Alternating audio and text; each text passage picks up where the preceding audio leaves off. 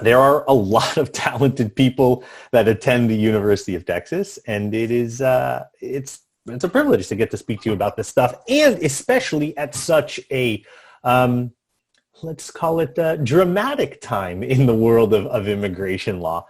And so the purpose of this presentation is to really give all of you a very general overview of the immigration options after you graduate.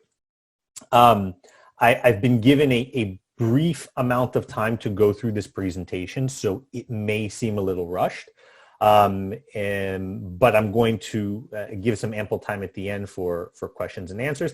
And if you have specific questions that you're not comfortable either asking at the end of this, my contact information is there. You can always reach out to me directly, and I've had the privilege, like I said, for over a decade of answering questions from students around the world for the university. So it's my pleasure. As an immigration attorney, the focus of my practice is on employment immigration and family immigration. So it is precisely helping foreign national students, navigate this process to obtain non-immigrant work visas, green cards, ultimately citizenship, helping their U.S. employers navigate this, working with international entrepreneurs, investors, for those that are graduating and looking on those routes. We work on that as well. And that's really what this presentation is going to cover. So without further ado, let's jump into this. If we can get this slide to change. Success. Okay.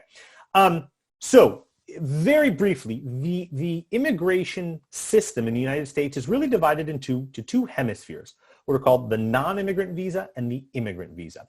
Non-immigrant visas are all temporary visas to the United States, and there's many different types of non-immigrant visas. They range from letter A to letter U. Each one of those letters has different eligibility requirements, different lengths of stay. Some provide work authorization and some do not. But built into each one of these non-immigrant visas is a temporary nature. And you as the foreign national must prove every time you make an application for a non-immigrant visa that you intend to return back to your home country at the end of that temporary stay. The other hemisphere is the immigrant visa. Immigrant visa is the same thing as a green card or as lawful permanent residence. It means you get to stay permanently in the United States. For purposes of this presentation, we're going to mostly talk about non-immigrant visas, and at the very end, talk a little bit about immigrant visas. The most popular non-immigrant visa, and the one we're going to spend the most of this presentation talking about, because I assume it's the one most of you have heard something about or have questions about, is the H1B visa. The H1B visa generally has two requirements. One is that you, the foreign national, have a U.S. employer that's going to sponsor you in a job that at a minimum requires a bachelor's degree to perform the functions of that position. And two, you, the foreign national, have a bachelor's degree in your hand in a field that relates to the job you're going to be working in. The visa can be sponsored for up to 6 years, 3 years initially, plus a 3-year extension thereafter for generally a 6-year maximum time period of stay. And part of that process is the employer has to pay you, the foreign national, a required or prevailing wage for that position based on the geographic region. The employer sponsorship aspect of this is one of the first questions I typically get. Hey, can I sponsor myself for an H1B visa? Generally, the answer to that is no. The employment-based non-immigrant system generally is set up so that a U.S. employer is sponsoring you, the foreign national, for a job in the U.S.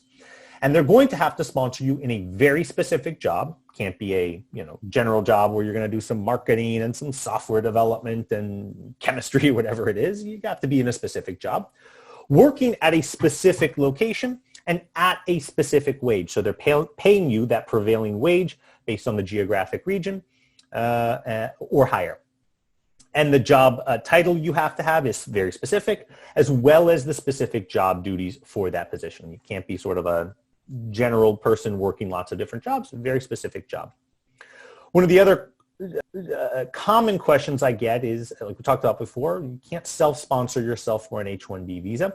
And as a practical rule of thumb, I expect probably most of the people either in attendance right now or listening on the webinar later to probably encounter an employer when you ask them about their process for sponsoring for an H1B visa to say, hey, we're happy to sponsor you for an H1B visa, but you pay for it and we're happy to sign whatever you want.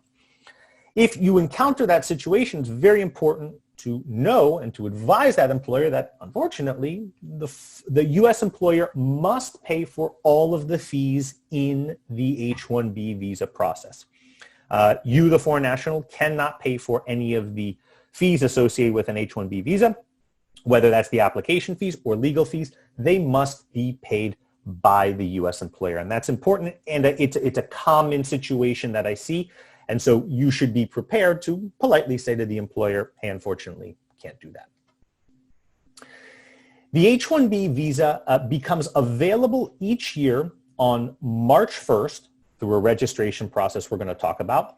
And if that visa gets approved, or that visa petition gets approved, that visa becomes active to use on October 1st.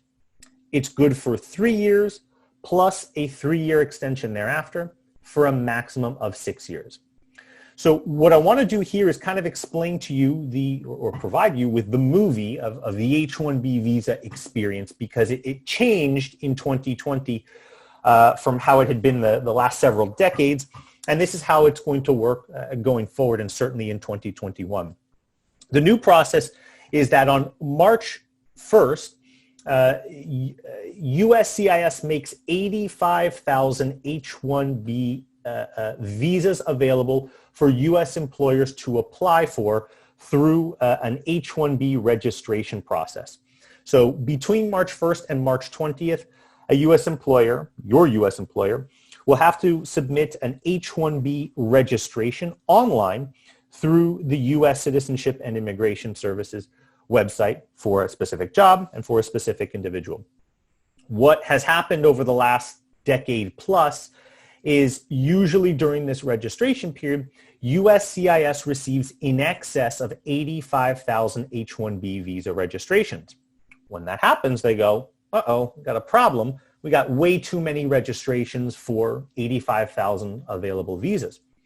So what they will do is they will conduct a computer-generated random lottery of all the registrations received between March 1st and March 20th, put them in a computer system that will select at random the 85,000 H-1B visa registrations that will then be invited to submit a full application starting on April 1st. They'll have 90 days to submit that application. And if that application is approved, again, you can begin working on October 1st. Those registrations that are not selected, sorry, try again another year. The only people that have a sort of leg up in this lottery are individuals who hold in their hand a U.S. master's degree or higher. The way the lottery works essentially is they will run a lottery first of 20,000 out of those 85,000 H-1B visas for individuals that hold a U.S. master's degree or higher. Those that are not selected in that will get a second chance to play in the remaining 65,000 lottery with those individuals that have bachelor's degrees or higher. The last little icon here on this slide says to start preparing now. Now, as you probably heard in prior conversations or prior earlier in this webinar, is the time to start preparing, because you really want to be talking to employers about whether they want to sponsor you for an H-1B visa or not. Your OPT time is precious, it's limited, and if an employer who has the absolute right to decide whether or not they want to sponsor you for an H-1B visa says, no, we're not interested in sponsoring you, you want to be able to make a decision as to whether you want to continue working for that employer or find another employer who is willing to do that. As we get towards the end of the year now, most employers begin preparing for that H-1B registration process on March 1st by January, no later than the beginning of February. So really now is the ramp up time to start having those conversations so that employers are ready to get their ducks in a row in January or early February so that they're ready to file that registration on March 1st. Here's a quick sort of overview of how that H-1B visa movie works. Again, March 1st through the 20th is when that registration goes in. Usually at the end of March, April 1st, they'll conduct that lottery of those pre-registrations. If your registration is selected, you'll have 90 days to submit the full H-1B petition. And thereafter, USCIS usually adjudicates that petition over the summer, and then you'll have that approval notice so that you will change status from either F1, J1, or some other status to H-1B on October 1st. There are certain opportunities for foreign nationals to work for CAP-exempt organizations, meaning if you have the opportunity to be employed at one of these organizations, they can file an H-1B visa for you at any time. They don't have to wait for March 1st, and there's no lottery for these visas, so they can be applied for at any time. That's working as a college or university employee, working for nonprofit affiliated organizations to institutions of higher education. Think of like a teaching hospital, certain nonprofit or government research organizations.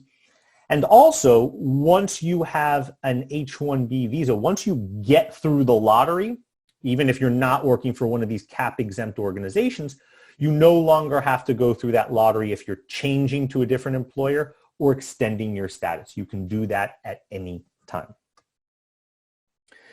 H1B Capgap, which may have been talked about in a previous slide here, but just to illuminate, or a previous presentation, but just to illuminate a little bit more here. The H1B Capgap provides an automatic extension of your OPT and your work authorization, if you're in F1 status, when you have a pending H1B petition. So if your H1B registration is selected in the lottery, and if your OPT or your employment authorization is expiring sometime over the summer, and your registration was selected, you can get an automatic extension of your employment authorization through October 1st to continue working. And let me just sort of illuminate this here quickly on this slide. So just sort of jumping to the chase here, if that registration comes in on March 1st through the 20th, you have your employment authorization expires July 25th, 2021 in this example. And the employer submits their full H-1B petition sometime in April or May. And that, again, petition is selected in the lottery, you would get an automatic extension of your employment authorization from July 25th, 21 until October 1st, 2021 to continue working in the U.S. H1B portability. Once you have an H1B visa, you've gotten that approved and now we're past October 1st, you're no longer tied to that employer in perpetuity. In fact, you can change to a different employer at any time, so long as you do so before the current expiration of your H1B status. That new employer would have to file a new H1B petition for you, but so long as you meet the eligibility requirements, you can work for that employer with your H1B visa. If you're here on an H1B visa and your employment is terminated or you quit, you also have a 60-day grace period in which you can find a new employer and have that new employer file a new H1B petition for you to port to that new employer. If it's after 60 days, you still get to hold on to that H1B visa time. You'll just have to return back to your home country and have that employer file a new H1B petition for you, not subject to a lottery, and you can consular process or obtain an H1B visa at the consulate and come back to the United States. Okay, so that's the general gist of the H1B visa, but I want to sort of talk about other non-immigrant visa options. And the reason why is this. I want to illuminate the lottery aspect of the H1B visa process. By way of example, in 2020, USCIS set a record and received over 275,000 H1B visa registrations for those 85,000 available visas.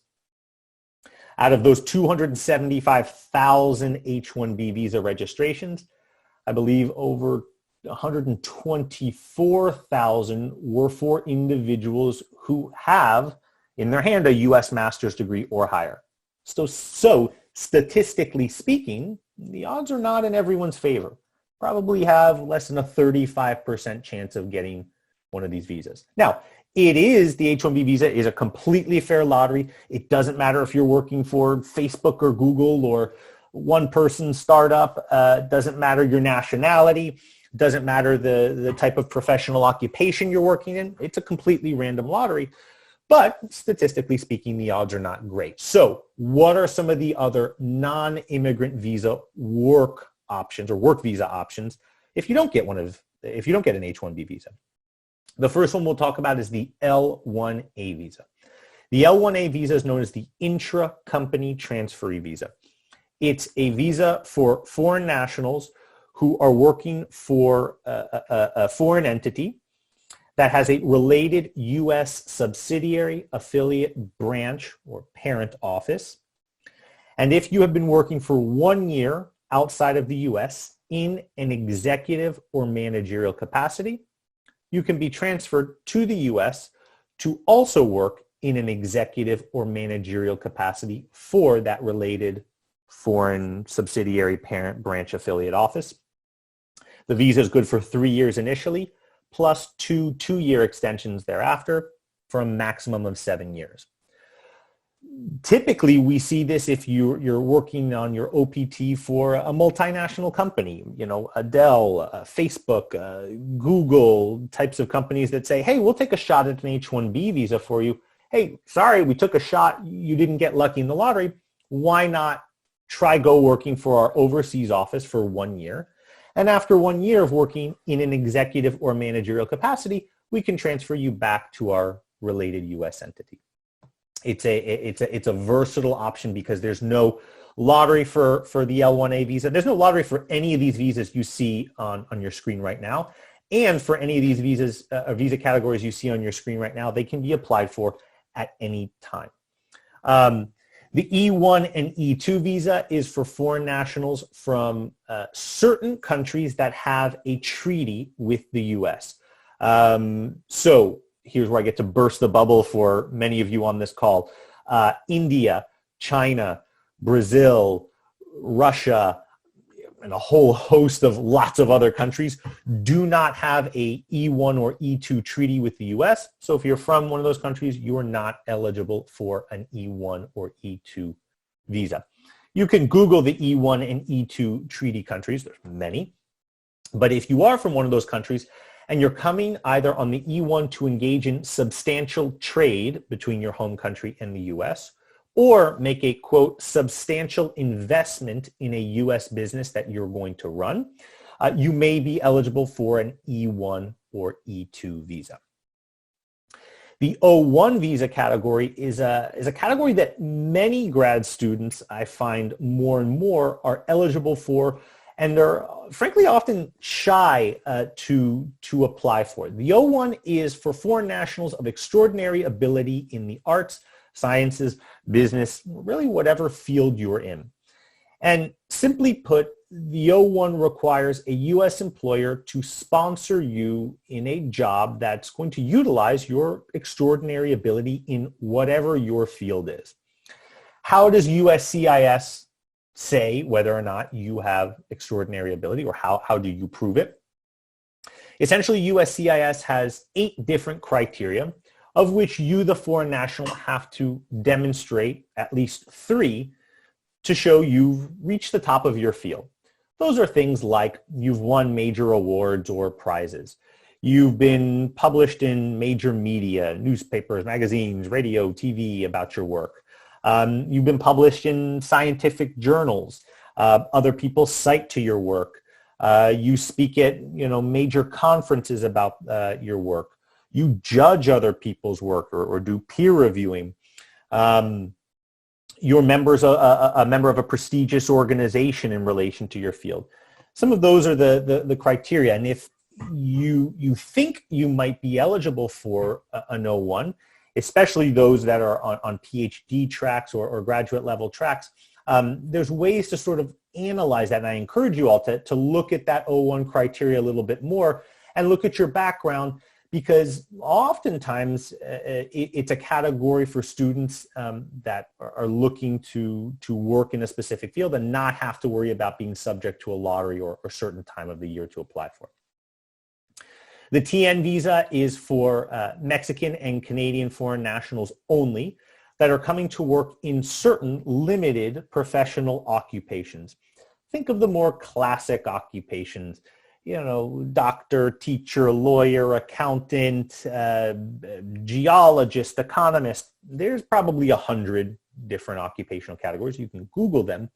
But if you're Mexican and Canadian and have a degree that relates to one of those fields, and you have a U.S. employer that's willing to sponsor you, you can work on a TN visa or obtain a TN visa that way. Again, no lottery and no specific time of the year in which you need to apply for that TN visa. Lastly, for anyone in attendance or anyone listening later that is an Australian foreign national, the E3 visa is similar to or almost identical to the criteria for an H1B visa, except it's limited to Australian nationals only. So again, if you have a U.S. employer that's going to sponsor you, in a job that requires a bachelor's degree or higher, and you have a bachelor's degree or higher, you may be eligible for an E3 visa. Okay, so everything we talked about here really quickly were the more often used non-immigrant visa categories by students that are graduating. I want to briefly just talk about U.S. permanent residents. So generally, the U.S. government and the U.S. immigration system says, look, if you, foreign national, want to work in the U.S. and you want to apply for one of these non-immigrant visas, well, hey, if you meet the eligibility requirements, great, because you know what? It's a temporary visa, and you'll be going back to your home country at the end of your temporary stay. Alternatively, if you want to stay here permanently, the U.S. government generally says, well, wait a second, we've got American jobs we have to protect. So if you want to obtain U.S. permanent residence through employment, here's how this is going to work. Generally, the U.S. government says you, foreign national, must find a U.S. employer that we, the U.S. government, are going to put through a test of the U.S. labor market to prove to us, the U.S. government, that there are no qualified, able, willing, or available U.S. workers who can do what you, the foreign national, does. We, the U.S. government, are going to tell you, U.S. employer, to recruit to go through an active recruitment campaign, posting ads online and radio or television, newspapers, to actively recruit for an American person. If and only if you can prove to us, the U.S. government, that there are no qualified, able, willing, or available U.S. workers that can do what this foreign national does, then you can apply through a multi-phased, oftentimes multi-year-long process to eventually obtain employment-based permanent residency for that foreign national. That's the employment-based side. On the family side, if anyone marries a U.S. citizen or a lawful permanent resident, or if they have a family member in the U.S. that might be an American citizen, there's ways to obtain U.S. permanent residence through family. And lastly, the EB-5 process, which is for foreign nationals that are either investing $1.9 million into certain businesses that are going to create jobs for 10 U.S. workers, or $900,000 into certain areas of high unemployment that are going to create jobs for 10 U.S. workers. They can, over a period of several years, obtain U.S. lawful permanent residence via making an investment. If you have questions that you're not comfortable asking in public, or you have questions that we're not able to get to, again, here's my contact information, and I'm more than happy to answer any questions anyone has. So our first question that we have for you is, what is the time timeline and process for application for removal of the 2-year home residency requirement for J1 visa holders while on their final year of their program in the U.S.?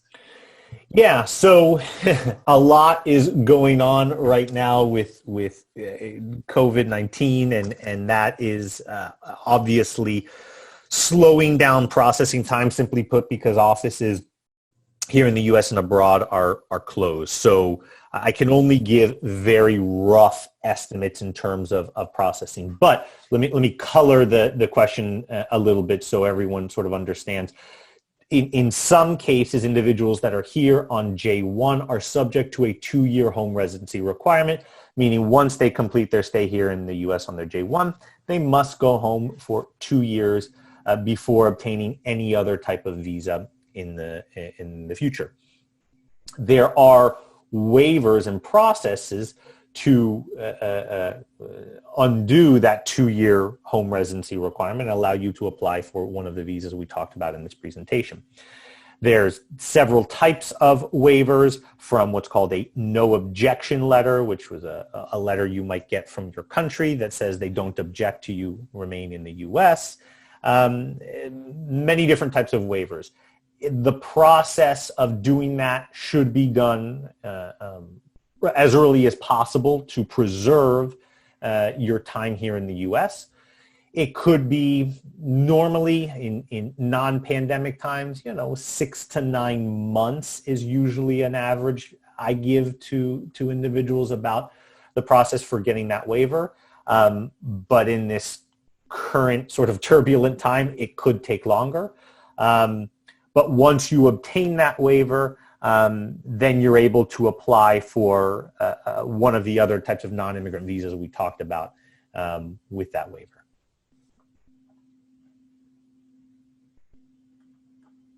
Oops. Thank you very much.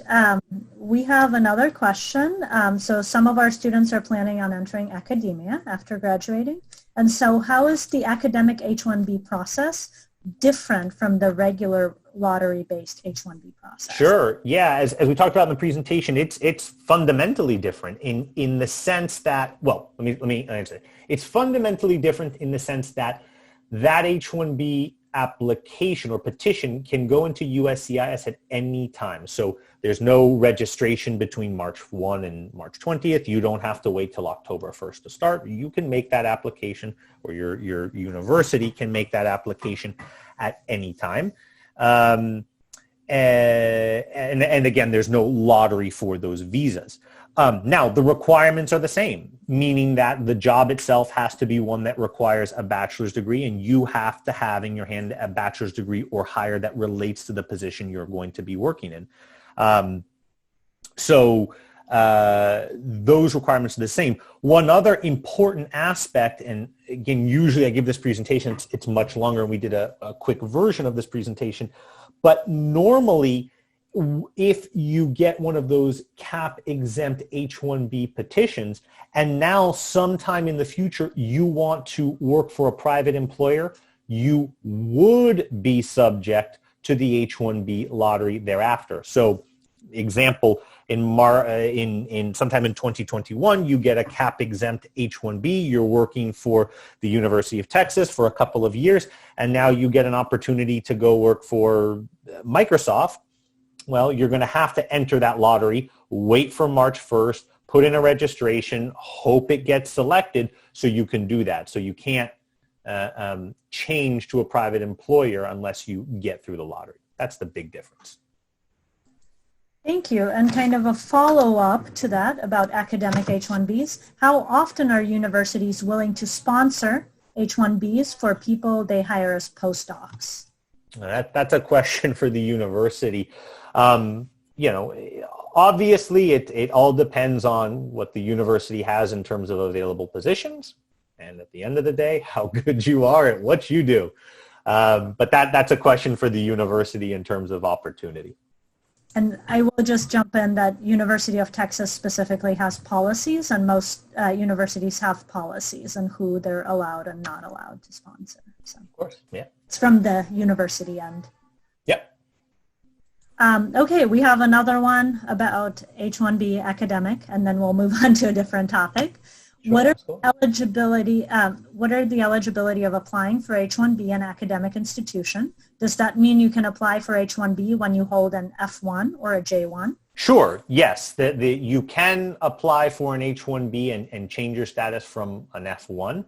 But again, the same requirements are that you hold in your hand a bachelor's degree diploma or higher, and the university is offering you a job that requires a bachelor's degree or higher. So it is possible to change from an F1 or J1 to work in a position at a university. Great. Let's jump into some green card questions.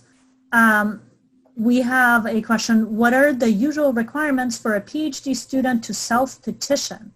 Yeah, great question, and one I get often from PhD students. So as we talked about in the previous slide to the one you're seeing on your screen right now, generally the process requires a U.S. employer to go through a test of the U.S. labor market to prove there's no qualified, able, willing, or available U.S. workers to do what you do. And those are for you'll hear the terms EB2 or EB3 or EB1, as we'll talk about here in a second, preference categories, employment-based. That's what EB stands for. And that's usually how the EB2 generally and EB3 process work.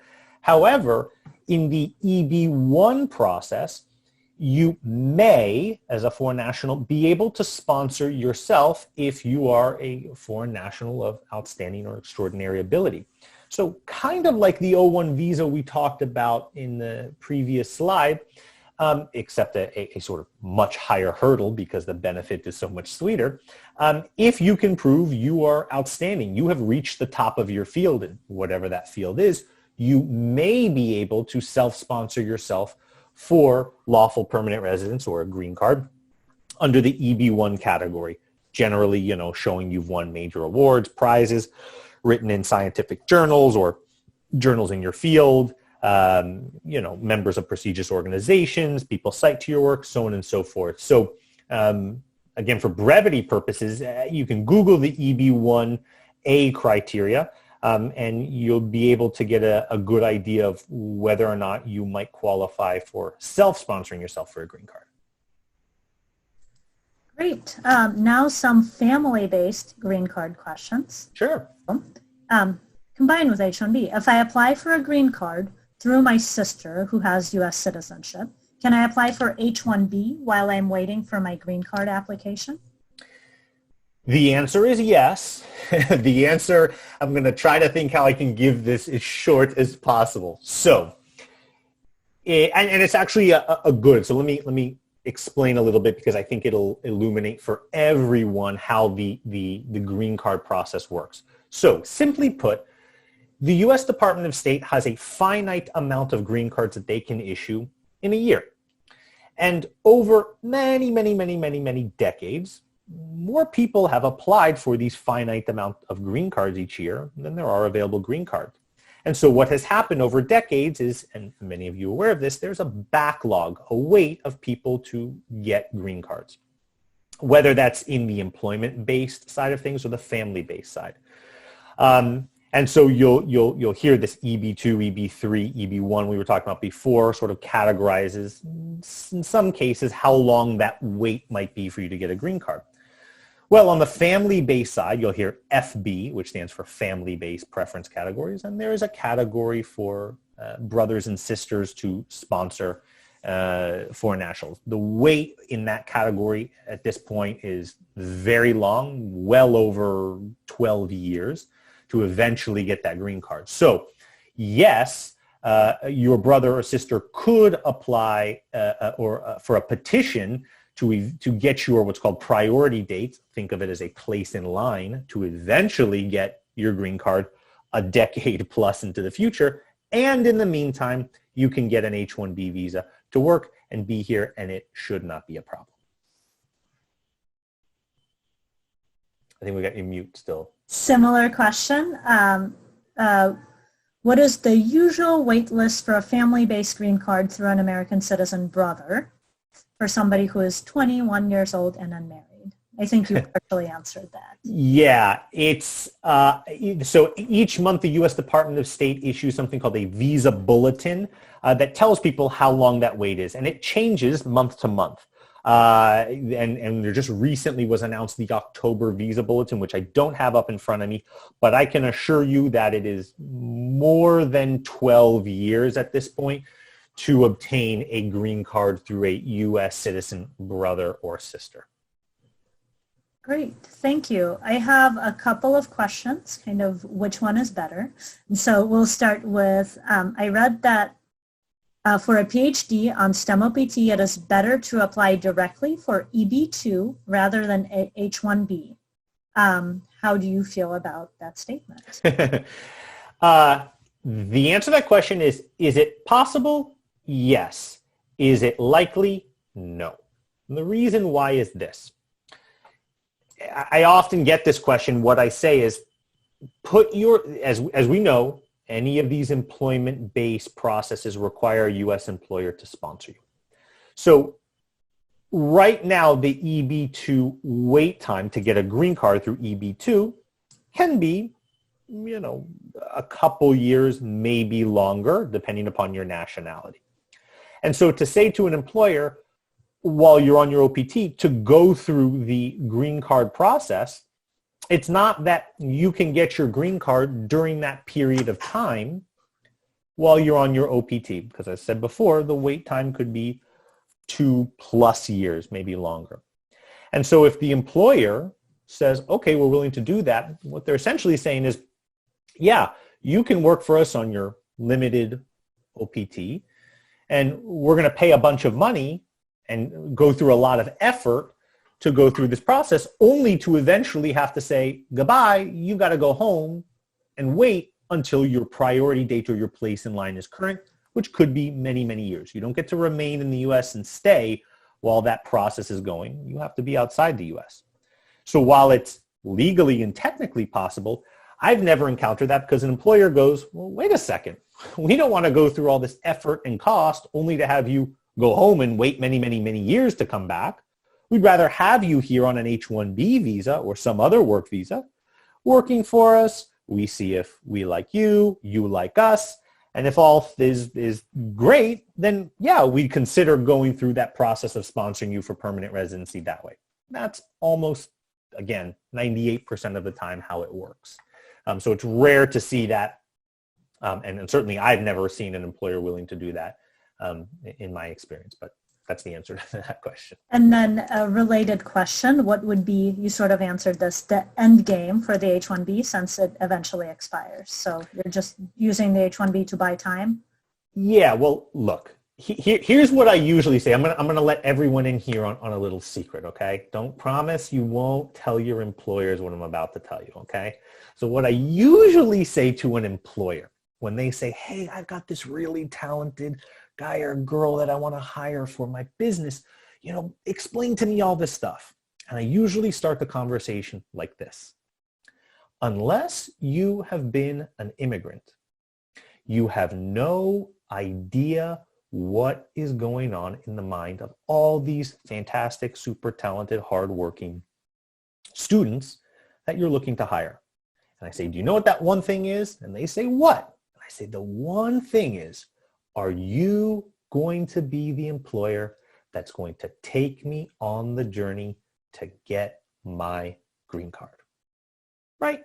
That's what all of us in this conversation are thinking. And that's normal. You've sacrificed a lot to get to this point. And I understand that. And so the ultimate answer to that question is the employer is going to want to bring you on first. Again, see if they like you, you like them. And if it's a good relationship, then yeah, they'll be willing to make that sacrifice, hopefully, to take you on that journey to get your green card. I don't know if that sort of answer that question, Tatiana? Yes, I think you've answered it very well. Okay. I have another one. Which one is better? Question. If I'm a Mexican citizen and I want to apply to an academic job, post-graduation, is it better to apply for an H1B or a TN visa? Very good question. So the the short answer to that is H1B visa initially, followed by, if you don't get that H1B visa, a TN visa. Here's why. Remember how we talked in the very first slide about non-immigrant visas, meaning you have to prove an intent to return back to your home country at the end of your temporary stay? The H1B visa is actually a little different in the sense that it's called a dual intent visa, which means you can be here in the US and actually make plans to eventually be here on a permanent basis and not have any issue with travel outside the United States and coming back in.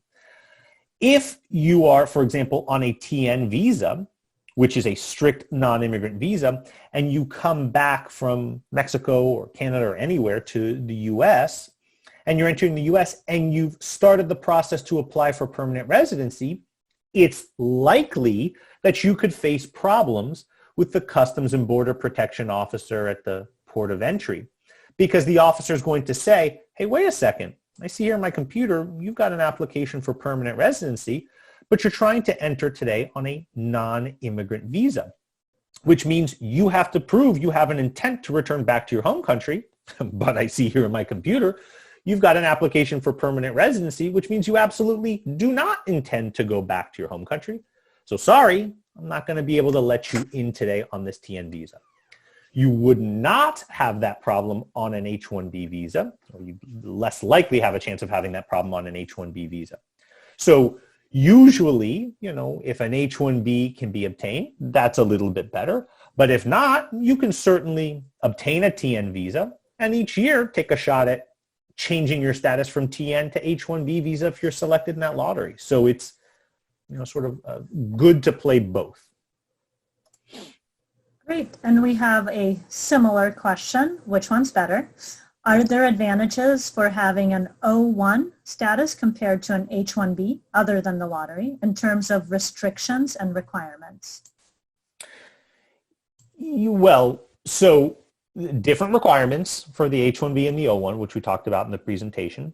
Different lengths of stay. So the H1B has a maximum of 6 years. The O1 can actually be renewed indefinitely so long as you have or can prove that non-immigrant intent to return back to your home country. Okay, so with each petition, you're being able to demonstrate you're going to return back to your home country. The O1, what I typically say is think of it as maybe a stepping stone to what we talked about in one of the previous questions is that EB1A category. So if you truly are outstanding in your field, winning awards, published, peer reviewing, citations, so on and so forth, well, that's criteria is somewhat similar to that EB1A criteria.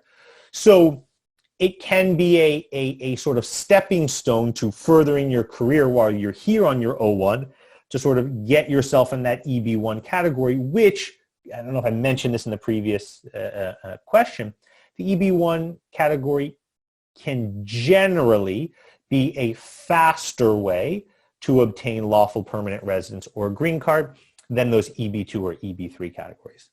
That's kind of the difference between those two. A follow-up, how to apply for an O1? Do you hire an attorney to file it? Yeah, the answer to that is no one ever needs to hire an attorney to file any application. The reality is most people do because it's really hard. It's not easy to put together any of these applications. Anyone who tells you it's simply filing an application is completely wrong. I usually, when I do this presentation live, I have a really cool slide to demonstrate what an O1 or an EB1A application looks like. But by way of example, a good application usually is a couple feet of paperwork. I mean, they're huge, very voluminous applications because, especially in this day and age, immigration officers are scrutinizing applications more so than they have ever been. And you want to make sure there's no reason for that officer to say no. So preparation of any application or any type of thing should always be done by a professional, although it's not required. Great. We have a question, and I'll do it as a two-part question, from a J1 visa postdoc who plans to apply for a 2-year home residency requirement waiver. If he gets the waiver and becomes eligible for H1B, can he change his status without leaving the United States? And would he ever need to actually get the H1B stamp if he does not plan to travel internationally? Okay, so the question is, if you plan to get a 2-year residence waiver and become eligible, can you change your status without leaving the U.S.? So if you get the waiver, yes, you can change your status in the United States once you have the waiver of the 2-year home residency requirement. And the second part of that question was what? Whether an H1B stamp would be needed if the student never plans to travel internationally, wants to stay. So the short, quick answer is no, an H1B visa stamp is not required if you never plan to leave the U.S. But like I typically describe is, well, and then if you do plan to leave the U.S. at any point, then you would be required to obtain an H1B visa, stamping your passport before returning. Think of a visa, by way of example, as a permission to knock on the door, U.S. So you would need an H1B visa or L1A or O1 or TN, whatever we talked about, to get in the U.S. And then once you're in the U.S., your I-94, as many of you know, controls your status. But if you're here in the U.S. and you never leave, yeah, you can continue to change your status, renew or extend your status, and never have to go get that physical visa stamping your passport unless you had a reason to leave the U.S. Great. We have a question about changing a family-based green card application to an employment-based application in the middle of the process. Is that a thing?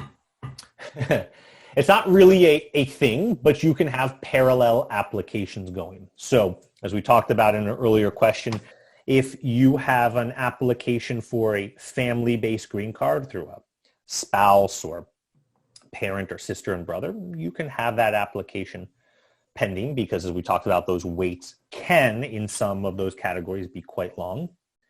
And parallel to that, have an employment-based green card application pending or filed while you're doing that. So it's the answer to that question is you can have both. And then a similar question, but about can I apply for H1B or OPT non-immigrant visa and immigrant visa, i.e. green card, at the same time? So multiple parallel processes.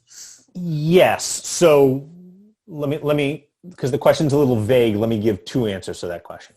Yes, it's possible to file both on H1B registration and a green card or go through that perm labor certification green card process at the same time. As I said earlier, highly unlikely. I've never seen it happen before because employers aren't going to take that risk and the cost and the effort to do that. So is it possible? Yes. Realistic? No. Now, what is realistic, and maybe this is the question that was answered, is while you're here with an H1B visa, yes, the most common situation is once you have that H1B application approved, you're here, you're working, you're doing a good job, the employer likes you, you like the employer, that employer is probably going to want to keep you beyond the 6 years of H1B visa time, and the only way to do that would be to go through the permanent residency process, as we talked about. And so you would continue to have that H1B, maintain that H1B, renew that H1B, while parallel to that, the employer would be going through the long journey to get you an employment-based green card.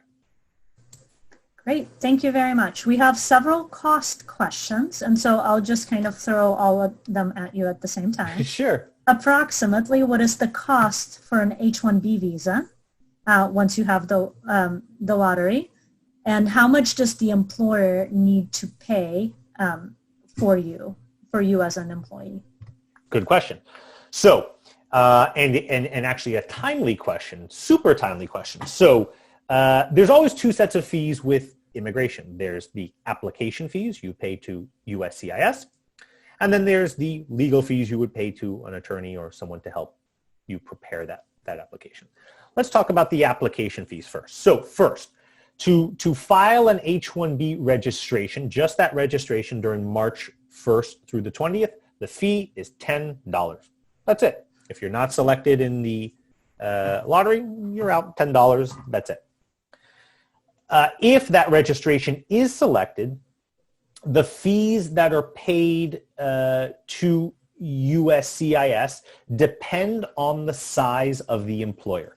So if the employer is 25 employees or more, there's a set of fees. And if the employer is 25 employees or less, there's a different set of fees. And there was a very recent announcement that the fees for almost all immigration applications will be going up starting this Friday, October 2nd. And so the fees as they are today will not be what they are when you file in, or if your application is selected for an H1B in March 2021. And frankly, I think they'll probably be a little bit more as USCIS seeks to increase fees. So generally the fees, the application fees for an employer with 25 or less employees, you're looking at, I think with the new fees, it's somewhere around a little over $1,800. It's a little bit more, and I don't know the exact fees because, again, they're brand new starting this Friday. And then a little over $2,500 in application fees for an employer that's more than 25 employees. Legal fees can range dramatically. You'll see, everything from, $3,000 to $4,000 to $9,000 to $10,000. It all depends on what the attorney looks at in the case, how much work it's going to take to prepare it. It's just a dramatic range in fees. At least the way we work in our office in terms of legal fees is, we want to sit down first, understand more about you, the company, assess what amount of work it's going to take to be successful, and then give a fee based on the amount of work and effort it's going to take to be successful in that case. Great. Thank you. So follow-up question. First of all, are the fees going to increase for the green card application as well, effective on October 2nd? They sure are, unfortunately, and they're going to increase a lot. And this I do know because I literally was just talking to someone about this before we started this webinar. So it used to be that the application for adjustment of status, meaning the green card application, was $1,225. And that also included an application for employment authorization, or an EAD card, and an application for advanced parole, or a travel document. All of those would go in filed jointly for that one fee of $1,225. Starting October 2nd, all of those applications will now have to go in with separate fees. The fee for the I-485 is $1,130. The application for employment authorization is $550. And the application for advanced parole or travel document is $590. So yeah, it's going up quite a bit here starting this Friday. Great. So then the next question is, how much does it cost to hire you, but how much does legal counsel generally cost, or you, for the green card or O1 or other options? And is there any discount to UT students? Oh man, look at everyone asking these really great questions. I love these. The general answer goes back to what I said before. At least you're asking the question to me specifically. There's no set fee for a case. Every case we start with a consultation, which we do provide at a discount for University of Texas students, to discuss with them and their employer the particulars of the case. No case is the same in immigration law. This is really important, okay? It is a fallacy to think that immigration applications are one size fits all, or black and white, or can be repeated from one person to the next. It is quite the contrary. And every application is unique, and especially in the strict immigration environment, must be prepared very, very carefully. So the costs of that really depend on the complexities of the case and the particulars of your situation. So whether it's H1B, O1, TN, whatever it is, it's really the way we work in our office is having a consultation first to be honest and straightforward and be transparent about costs with you and the employer. In terms of the green card process, as we said, it's a multi-phased, multi-year-long process. So fees of that are usually spread out over several years, if not several decades, really, depending upon how long the wait is for your particular category. But again, having that consultation, whether it's with me or with another lawyer, I think that's just sound advice, whether it's a lawyer, an accountant, or anyone, to speak with someone you trust, someone who is knowledgeable and understands that, and will be transparent with you in terms of cost and effort and time, because this is expensive, and ultimately at the end of the day, it is your future in the hands of that attorney or professional that's working on whatever you need. So long answer to that question, but good question. Okay, so now we have a few how long questions. So how long does it usually take to apply for a green card? Do you recommend to hire an attorney? I think you've already answered that. And then how long does it usually take to obtain O1 status? And is there any considerations that you've seen during COVID with expired EAD cards and all the backlogs for renewal? Wait, I'm gonna have to ask you to go through these questions one at a time. All the how longs. So how long to file for a green card? How long to file for a green card depends on, like we said, the preference category you're in, whether it's on the family-based side or the employment-based side. And it also depends on your country of birth. Like we said before, there's a finite amount of green cards. Those are apportioned out through those different preference categories, EB1, EB2, EB3, so on down the line, and those family-based categories. And they're also apportioned out by your country of birth. Simply put, there's many foreign nationals from China, India, Mexico, that are applying more so from other countries. And so for those nationalities, there may be longer wait times than normal. Right now, those wait times change from month to month based on that visa bulletin. So it's impossible for me to tell you what it would be next month. I can only tell you, exactly what it would be if you were filing an application in October. So that process could be anywhere from, a couple years to a couple decades. It's really hard to answer that question without knowing more about the particulars of your situation. I think the second question was about the wait times on an O1. That's correct. Yeah.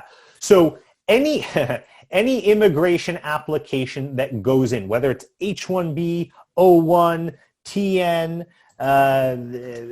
any of them that goes in, normally from the time it's received by USCIS, they may give you an answer in 8 to 10 months on average. But USCIS offers a optional program called premium processing. Premium processing is an optional fee that you can pay in addition to all the other application fees of $1,440. And when you pay that fee, USCIS will premium process your case and give you an answer in what's now going to be 15 business days. The answer to that question is from preparation, which could take, a couple months from the time it's received. If paid with premium processing, you would get an answer in 15 business days. If not, it could take 8 to 10 months. Great. And then the third one is there any considerations you have seen during COVID with expired EADs and with all the backlogs and the renewals? from the employer perspective to hire? So are the backlogs and delayed timelines deterring employers from hiring foreign nationals? The answer to that is yes, but I'm starting to see that speed up now. So I'm sure it was said in an earlier presentation, but apply as early as possible for those EAD cards.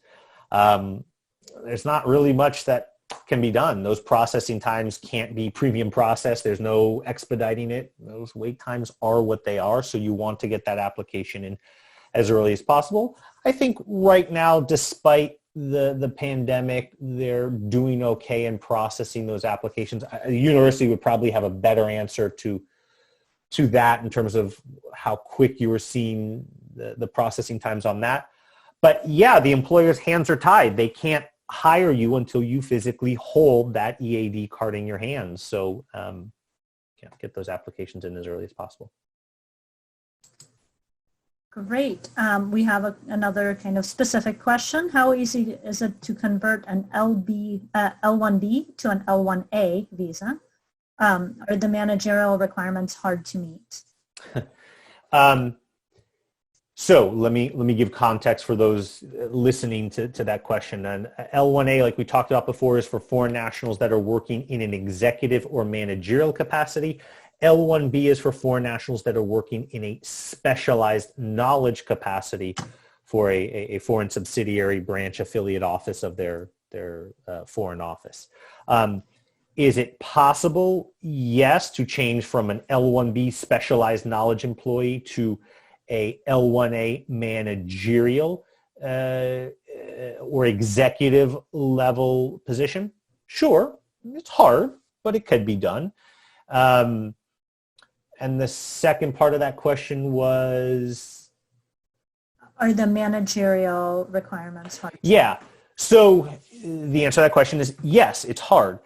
And the reason why is if you think about it, there's nothing, or I should say, the managerial or executive definition allows for more subjectivity on the part of an immigration officer to say, well, are you really working in a managerial capacity? Are you really working in an executive capacity? So in this, frankly, strict immigration environment we're in right now, in my experience, I do see USCIS officers trying to attack those parts of the application. But if you really are performing managerial or executive functions, it shouldn't be a problem to do that, so long as you can evidence or demonstrate that. So is it advisable to apply for EB2 on an expired F1 visa? I'm not quite sure what they mean by expired F1 visa, but. Yeah, as we talked about before, someone can have an expired F1 visa, meaning the stamp in your passport, but be here in duration of status if you're currently enrolled in school. But again, this question was asked a couple times. Going to EB2 while you're here in F1 status is highly, highly unlikely. Again, an employer is going to go, if this process takes several years and I can't hire you and you can't remain in the U.S. while I do this, you're going to have to be outside what could be several years or a couple decades. Why am I going to go through this cost, effort, and energy to go through this process? So while is it possible? Sure. It would just strike me as extremely unlikely that would work, whether you had an expired F1 visa or a valid F1 visa. It just seems unlikely. Okay, so a few J questions. So does a semester online from home country count towards a 2-year home residency requirement for someone on a J1 visa? That is a question to which I do not know. Can I kick that one back to you? Do you know the answer to that? I would say that if it really, this is going to be case specific, so we're going to need to look at, are you currently on your J1 program, or did we end your J1 program?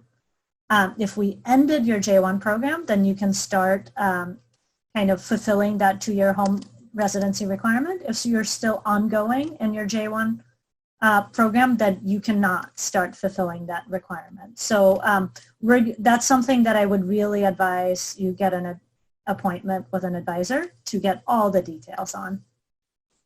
And then I have a question on J1 academic training status. Jason, that's one that you would not be taking, or? Yeah, I mean, frankly, for everyone on here, any questions about J1, I usually kick them back to the university. You guys are the experts in this. So I'm happy to answer that next. So then let's do some general questions. Can one still travel out of the U.S. with a pending I-140 application? Yes. So remember, the I-140 application is the immigrant visa application, and think of it as the application to get your priority date or your place in line. So if you have that application approved, it doesn't necessarily mean you're eligible for that green card. You would have to look at the monthly visa bulletin to see whether you are eligible to adjust your status or apply for an immigrant visa at a consular office abroad. So if you're here on an H1B visa or some other type of non-immigrant visa, you can continue to travel. And if you are questioned by a Customs and Border Protection officer at a port of entry, the answer is the truth. Yes, I have an I-140 approved, but it's literally impossible based on the particular circumstances for me today to obtain a green card because my priority date isn't current for the next 6 months, 2 years, 10 years, or whatever it is. So it's the long answer to say you can apply both with a pending I-140 application or a approved I-140 application, so long as, emphasis on so long as, you have a valid non-immigrant visa and you're able to return like an H1B or O1 or something like that. Great, thank you. So we have another question. Can we attend any executive or part-time program in any university while on F1 OPT? I'll take that one. Or H1B visa. So you go first. So on F1 OPT, the answer is kind of ambiguous. So I'm going to ask you a lot of questions before I answer that one. So I would want you to schedule an appointment with an international student advisor so that they can get all of your details and answer correctly for your case. It depends on whether you're changing level, on just a number of issues. So don't do it if you're on F1 OPT. I'll let you take the H1B. Yeah, on the H1B side, so long as you're engaged in full-time employment, if you want to take some part-time or executive or evening level classes, you most certainly can do that while on your H1B. So long as it's not full-time, you need to be full-time employed.